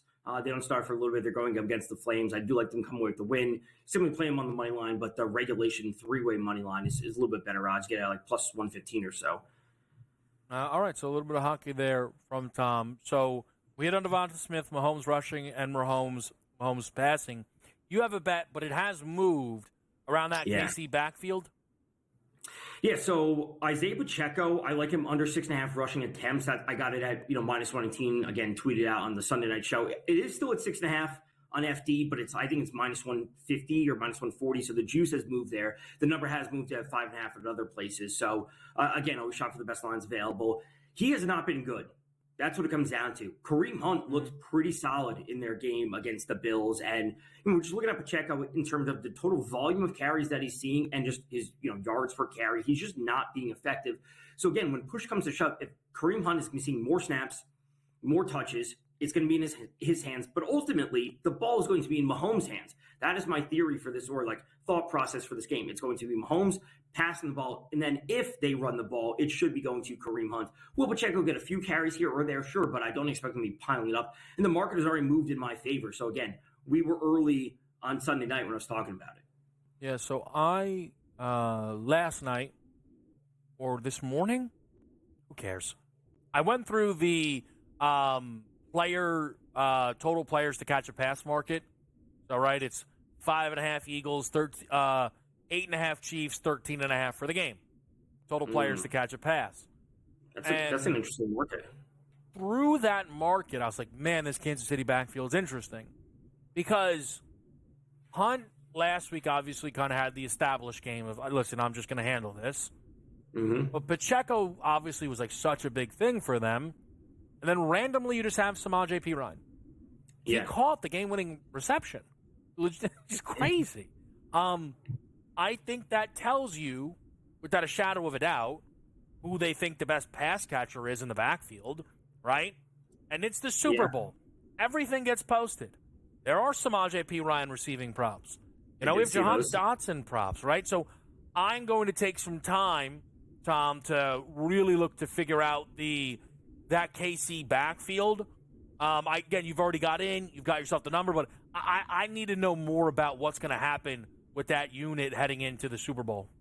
Right. My question would be on that 13.5 number. Where would you be leaning? Because it'd be pretty easy to break down, like we said with the Eagles. Like we know it's super condensed, right? It's Brown, it's Smith, it's Goddard, it's Saquon, right? So that's 4 there. Maybe Grant Calcaterra catches a pass. And now we're talking about not 5 catches. We're talking about literally 1 catch if we're trying to get to this 13, 14 number.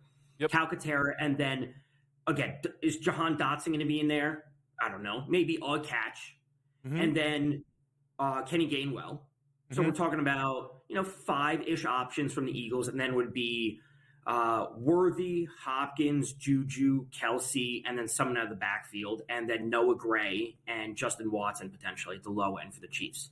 So, I don't mind the 13.5. The more we talk about it, it's an interesting market. Yeah, through looking at it, the under has juice at, I believe, minus 165 on DK. I'm waiting to see if FanDuel hangs it at, minus 130 or so. I would look under. I don't even know if Gainwell's playing in this game. It's true. Calcaterra and Dotson both caught a football. John Dotson caught a touchdown against the Green Bay Packers 15 seconds into the game. Hasn't caught a football yet since. Okay? The Eagles cap out at 6. Kansas City could get to 10, but with that high number, there's a world where they finish at 6 because they don't let Hopkins get that involved, and the backfield's more consolidated because it's the Super Bowl, so Hunt doesn't catch a pass or something along those lines. That's where I would be at. Tom, appreciate it. We'll talk more as we get set for the Super Bowl. We'll be right back here. It's Game Time Decisions.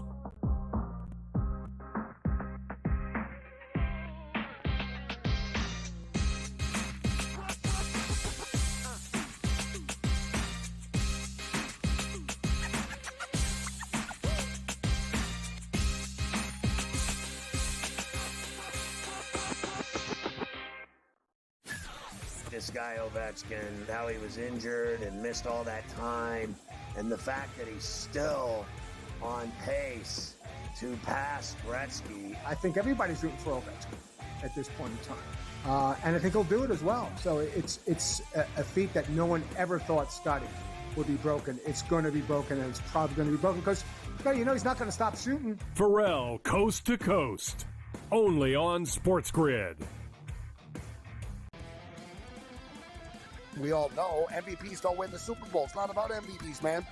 The only MVP, fine. Win the MVP in the Super Bowl. Nobody cares about the MVP in the regular season besides people that bet on it, the actual player themselves, and their agent that's getting a cut of the bonus money. Other than that, who cares? What do you care who wins the MVP? Like I said, unless you bet on it. Right? If you bet on it, fine. Then I guess you care. Sports Rage tonight, only on SportsGrid. They have a lot of hopes, and they thought last year they were turning the corner. Even early this year, they start turning the corner, and then you lose 13 games in a row. Edmonton chipped away. Got a late goal, won the game 4-3. I felt like they dominated the third period. They moved the puck on that power play. It was an exceptional hockey game. It went over the total. Only on SportsGrid. Your gut says Miami is going to win, and you should take the over. Your gut also said your NFT selfies would only go up in value. They didn't. But your head is on SportsGrid and knows the QB is in concussion protocol. The backup has a 45 QBR against the zone coverage. The New York D has the most sacks in the league. So yeah, trust your head. It's smarter to be on SportsGrid.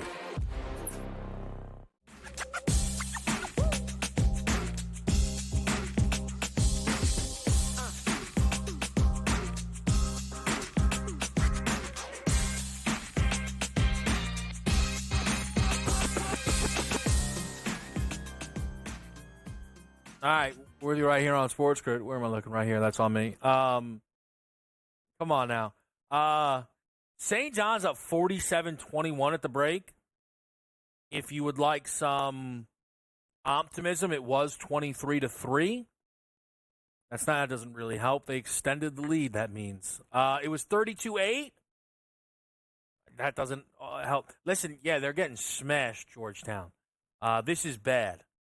This is real. Like, Georgetown was kind of doing the scrappy thing, and I feel like as if now all they've done is give St. John's like a catapult win, where now instead of people going like, hey, St. John's the best team in the Big East, it's like St. John's the best team in the Big East. I mean, the St. John's losses this year, by one at Creighton, by one against Baylor, and it was also the most preposterous loss ever, in double overtime, and then by 3 against Georgia, and both of those were in the Bahamas. Yeah, St. John's all right. They haven't played UConn or Marquette yet. Those will be really interesting numbers. They host Marquette on a Tuesday. That can't be at the Garden. At the Garden. And then they go to UConn after that. We'll see how it plays out. I hate that they do the home games at the Garden. I don't know. Maybe I'd like, now that they're as good as they are, it'll be different, but I've seen St. John's at the Garden. Like, when St. John's plays, there's a reason that they willingly play the Big East tournament at Madison Square Garden. And like, nobody complains about it. And like Dan Hurley doesn't throw a fit. Because when Dan Hurley's UConn Huskies goes to the Garden, real comfortable. Warm welcomes. That's just a little thing that bugs me. Kentucky's off to a good start as well, up against Tennessee. They lead 23-16. It's going to take a lot to flip Kentucky to a favorite, though, in that game. It's way early. Plus 210 on the Kentucky money line, though. I'm surprised you can get 2-1 still. Like, what is Kentucky to win the first half? Minus 330? What's the first half spread? 3.5? Minus 3.5 for Kentucky? So they're supposed to be up by, between 2 and 4? Yeah, but the number's going to be lower there. We'll see if Tennessee can get on a run. Here's the thing with a team like Kentucky. They're 6 of 12, right, from 3. They are 2 of 6 from 2. Kentucky, so within basketball, you have a lot of variance, and the three-point shot adds additional variance, right? To play a team like Kentucky, who is as good as they are at shooting, right? They can, even shorthanded on the road, beat anyone, right? They're red hot from 3 to start. It's early. We'll see. This would be if Kentucky wins this game, they probably should hand Mark Pope Coach of the Year after it. I would say that. If he wins this game, that should probably be the end of that. It won't necessarily be, but it wouldn't be a terrible thing. To just kind of remind people again, the card, I know people pop in and out, maybe you haven't seen it just yet. We're on that St. John's and the Kentucky's team totals over. We have a few other items, though, that have not gotten underway just yet. Michigan State, Minnesota, that first half is under 65.5. Laying 8.5 with Texas A&M against Oklahoma. It's going to be Kansas, UCF, under 152.5. That's the best bet. Feel very, very good about that tonight. I think Kansas bounces back with their defense. I don't think Kansas's offense is rock star level. I don't think Kansas's offense is set up to have the game they had last time they played UCF, where they scored 99 points on the road. I think we have a low-scoring game on our hands here for a Jayhawks team that, by the way, 5-3 in Big 12 play. You know, you look through the old. How many Big 12s in a row did Bill Self win? Is he still? Is he still even on that streak? I don't think so. But I know the Big 12's good. I know it was a chaotic end to the game that saw them lose to Houston. They've already lost multiple games now at home in Big 12 play. They've only played 4. They're 500 at home in Big 12 play. A double overtime loss and a 1-point loss. Kansas is not supposed to lose at home. Period. Ever. You know? I think, they're one of these teams. They came into the year, so many expectations, number 1 ranked team in college basketball. I feel as if, you kind of keep your ear to the ground. There were people who weren't as sure that was an appropriate ranking. And they were kind of stacking results early, right? They beat Duke. North Carolina at the time, meant a lot more. The Michigan State wins gotten better as things have gone on, but they lose to Creighton, they lose to Mizzou. There's kind of this, yep. And then I feel like people were starting to buy back in before the Houston game, and they threw away a lot of goodwill with that loss potentially. Maybe not. We'll find out tonight. They're a big favorite against UCF. I do want to remind people as well, the 4th Super Bowl bet for me has been added. Both teams to complete their first pass attempt. That number comes in at -110. Same bet as -120 on FanDuel. I bet that on DraftKings. I always want to get the best of the number. I think at -110, you are getting a good number. Hurts against Washington didn't complete his first pass. First time in his postseason career. If you look through the regular season, he completed it. Regular season and postseason, 11 of 18 games is where we're at for Hurts now. And for Jalen, the worry, he is more the worry for me, because I think it is more likely Philly takes a deep shot to open the game. But somebody who very rarely didn't, start a game with a completion, right? I didn't see any odds on the Eagles to complete their first pass kind of thing.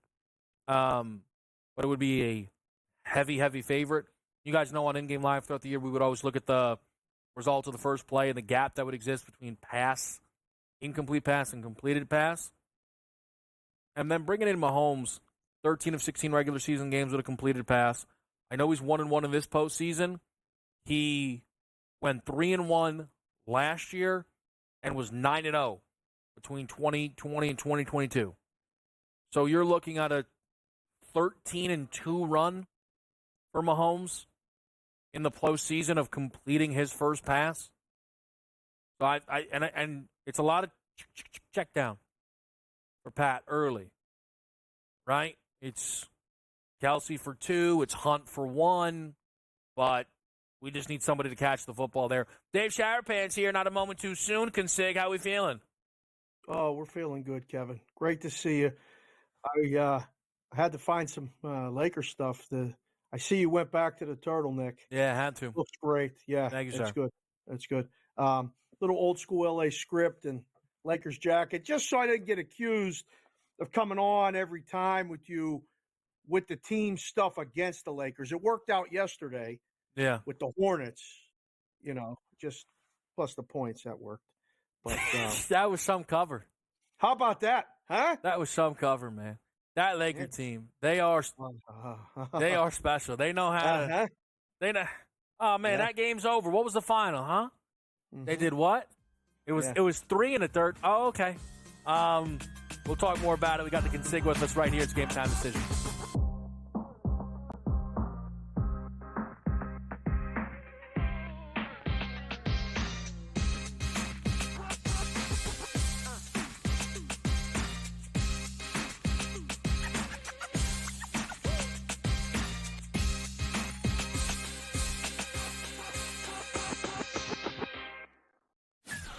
This guy Ovechkin, how he was injured and missed all that time, and the fact that he's still on pace to pass Gretzky. I think everybody's rooting for Ovechkin at this point in time, and I think he'll do it as well. So it's a feat that no one ever thought Scotty would be broken. It's going to be broken, and it's probably going to be broken because he's not going to stop shooting. Pharrell, coast to coast, only on SportsGrid. We all know MVPs don't win the Super Bowl. It's not about MVPs, man. The only MVP, fine. Win the MVP in the Super Bowl. Nobody cares about the MVP in the regular season besides people that bet on it, the actual player themselves, and their agent that's getting a cut of the bonus money. Other than that, who cares? What do you care who wins the MVP? Like I said, unless you bet on it. Right?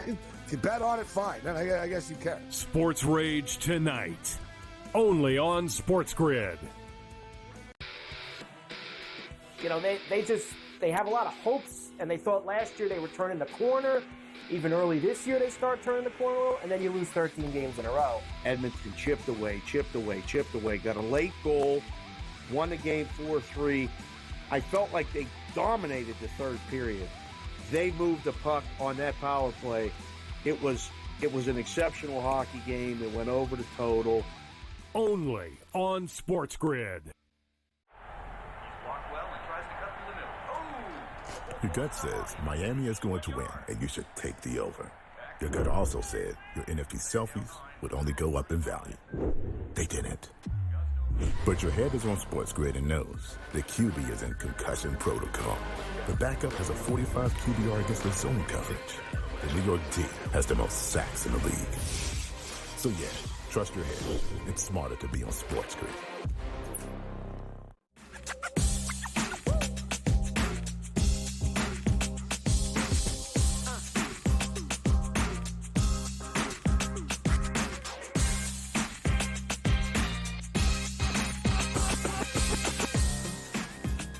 All right, back with you right here. Game Time Decisions. I'm Kevin Walsh. Dave Showerpan is with us here. Consig, of course, we're getting set for the Super Bowl. You know there will be some questions around that, but I am curious. You will be on In-Game Live tonight.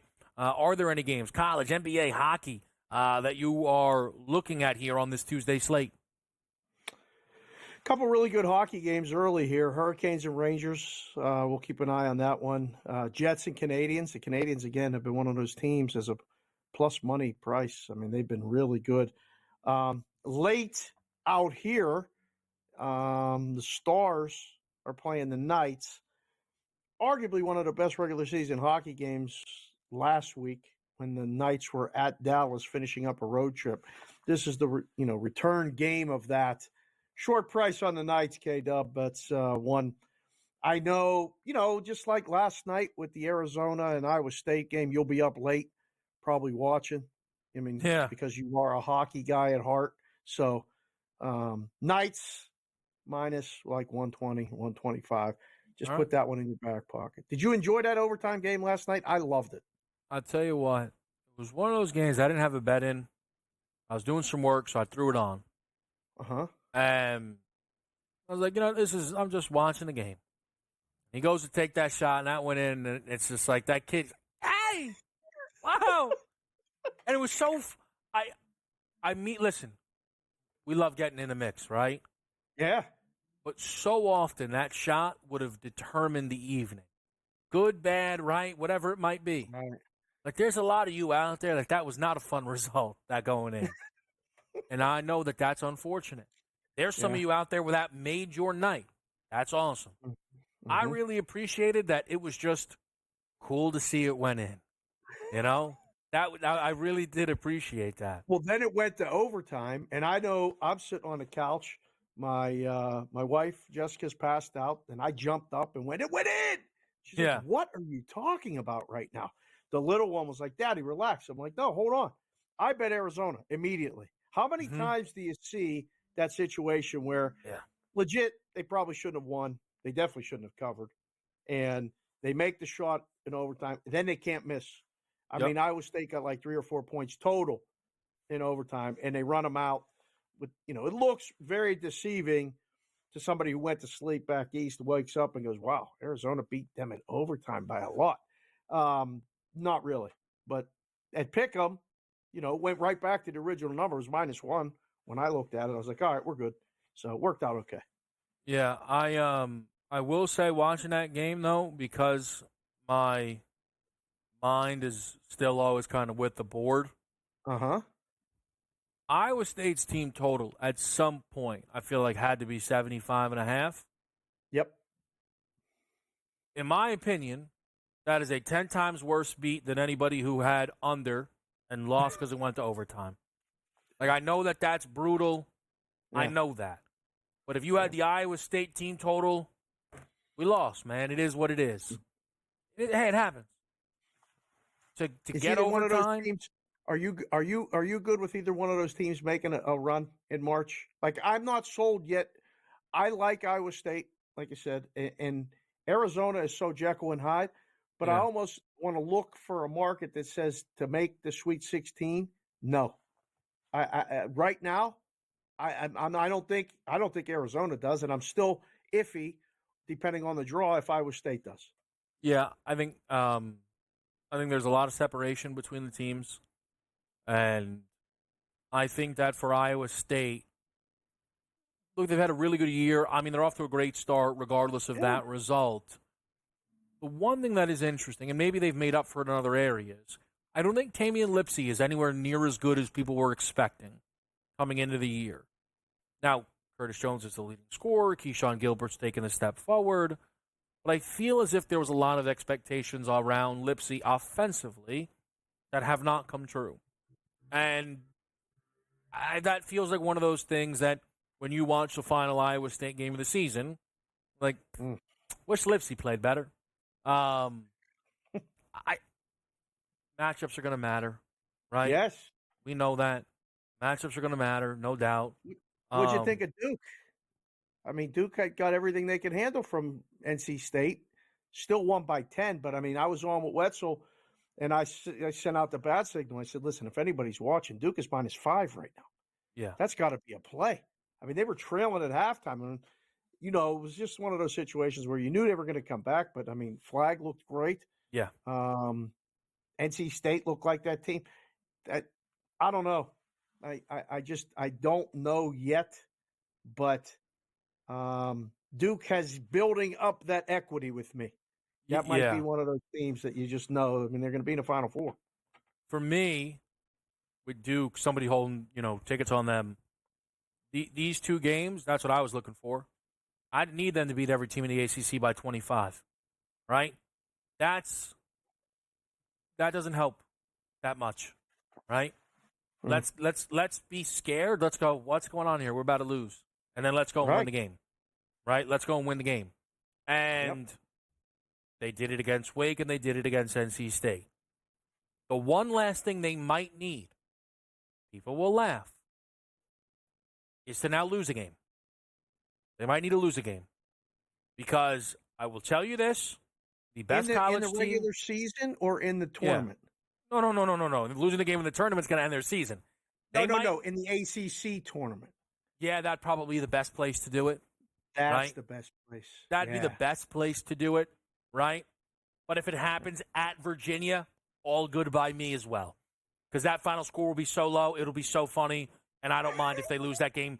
You know, what's that final score? 48-47? Whoa, what a night in Virginia. Under 100. The best college team I've ever seen only lost one game. But it was in the Final Four.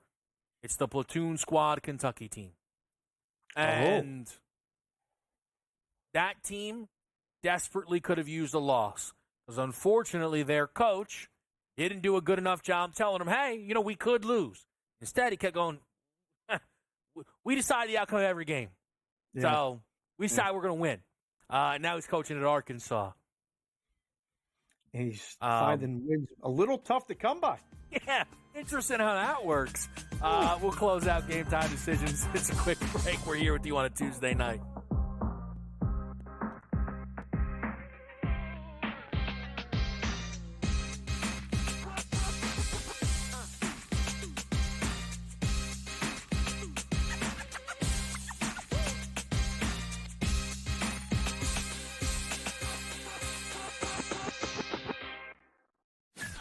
This guy Ovechkin, how he was injured and missed all that time, and the fact that he's still on pace to pass Gretzky. I think everybody's rooting for Ovechkin at this point in time, and I think he'll do it as well. So it's a feat that no one ever thought Scotty would be broken. It's going to be broken, and it's probably going to be broken because you know he's not going to stop shooting. Pharrell, Coast to Coast, only on SportsGrid. We all know MVPs don't win the Super Bowl. It's not about MVPs, man. The only MVP, fine. Win the MVP in the Super Bowl. Nobody cares about the MVP in the regular season besides people that bet on it, the actual player themselves, and their agent that's getting a cut of the bonus money. Other than that, who cares? What do you care who wins the MVP? Like I said, unless you bet on it. Right? If you bet on it, fine. Then I guess you care. Sports Rage tonight, only on SportsGrid. You know, they have a lot of hopes, and they thought last year they were turning the corner. Even early this year, they start turning the corner, and then you lose 13 games in a row. Edmonton chipped away. Got a late goal, won the game 4-3. I felt like they dominated the third period. They moved the puck on that power play. It was an exceptional hockey game. It went over the total. Only on SportsGrid. Your gut says Miami is going to win, and you should take the over.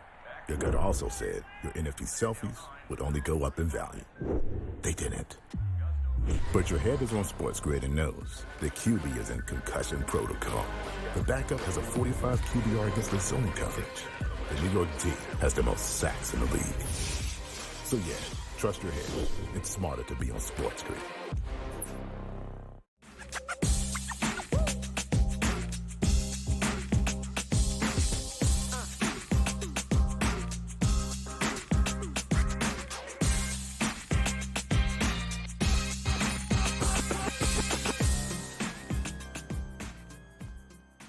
All right, update, alert, check Panther.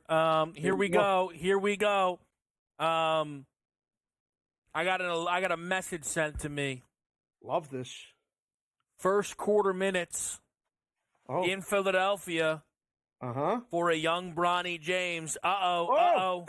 All right. All right. Could be a breakout game. I mean, listen, makes sense. 30-piece in the G League. I imagine people were talking about that as much as they were talking about the 55th pick of the NBA draft, right, Dave? No. No? I don't think so. No, I don't think so. I think don't make me put this game on, please, because I'm watching Tennessee and Kentucky. That's half. And that's We got to switch. That's, We got to 33 switch. to 30 at the half. Come on. Hey, do me a favor, Consig. Why? All right? Please. Yeah, what? If this topic comes up on the next show that you do. Okay. Because I have an idea then of what the tone will be. Uh-huh. Just go, hey, who went 56th? Just say, who went 56th? Hey, who went 56th? Do you know the answer to this question? Because I don't. Nobody does. Nobody does. Nobody does. Hey, who went 54th? All right. Huh? Who went 53rd? Yeah. Now, I have Dave, no idea. I don't think you know this, but I don't even know the next time I'm going to be able to talk to you pre-kick. Yeah. At least here. Like, we'll make some time, but that's a whole different thing. Yeah. My question to you. Let's go. Side, total, what's the next move that we see? Ooh, I think it inches up a little higher total-wise. I've been told by sources, and they're not always right, that the Philly money's coming. They're seeing if they can drive it up, and the Philly money is coming. Where it's coming from, we never ask where it comes from. Never did, never will. Right. But it shows up. Sometimes a guy just shows up, bag, cash, happened to me multiple times at a book in Vegas. There's $1 million in this bag. I want to bet it on the Super Bowl. You never ask where it came from. Right. You just take the bet. So I've been told that the Philly money is coming. The game's going to close 1. I don't think it's going to close Philly pick. I really don't. And I definitely don't think it's going to close Philadelphia the favorite. So it's first week. Everybody circle the wagons for these props. I mean, if you're not going to be able to talk to me here, I'm going to need to know as the card expands. Yes, you will be alerted. You shoot me the text, and then if that other guy calls, that's you want to talk about a bat phone alert, Kevin? Don't laugh. That's good information for these one-time big games. Yeah. When they come out of the woodwork and you ain't heard from them and said, "Man, you know what? Philadelphia can't lose today." You go, "Oh no." Yeah. Well, if you need the Eagles, but if you need the Chiefs, you're like, "Oh, we're good." Yeah. I think how bad the Rangers started kind of put some rain over just any action. So look, Rags get a little hot. We might get downhill. Come March, we might be able to fill out some brackets. Really? They're trailing the Hurricanes tonight. Already? Yeah, Come it's on. 1-0. Game just Team started. can't get it together. Game just started. We can't get off the mat. Guy? What about the Knicks blowing out the Grizzlies yesterday? Oh, something. I mean, can we get excited about them or no? The Knicks or the Grizzlies? No, the Knicks. The Knicks. I think the Knicks will be very tempting as we get there to the playoffs. It's a matter of how much you want to buy into the health around a Tibbs team. Because I'm not sure if you bet a Knicks future and at the end of their season 3 starters are missing, I can feel bad for you. I might be in that boat. They're interesting. I think they're I like the basketball team. You know, the Celtics are 6-24 against the spread after they cover a game. They lose yesterday outright to the Rockets. They got to be susceptible. They're worse than last year, it looks like. And that might be all it takes. Oh, baby, we'll see. One series. Oh, my We'll gosh. see. Consig, we'll talk. We'll be in touch. In-game live is right around the corner. To get a hair. Don't forget, we're laying 8.5 with A&M. First half under, 65.5, Michigan State, Minnesota. Best bet, Kansas, UCF, under 152.5. He's Love such that. People look at me, they go, tell me something about KW. They go, he loves an under and a good turtleneck. My goodness, man. What are you going to do with it? In-game live is next.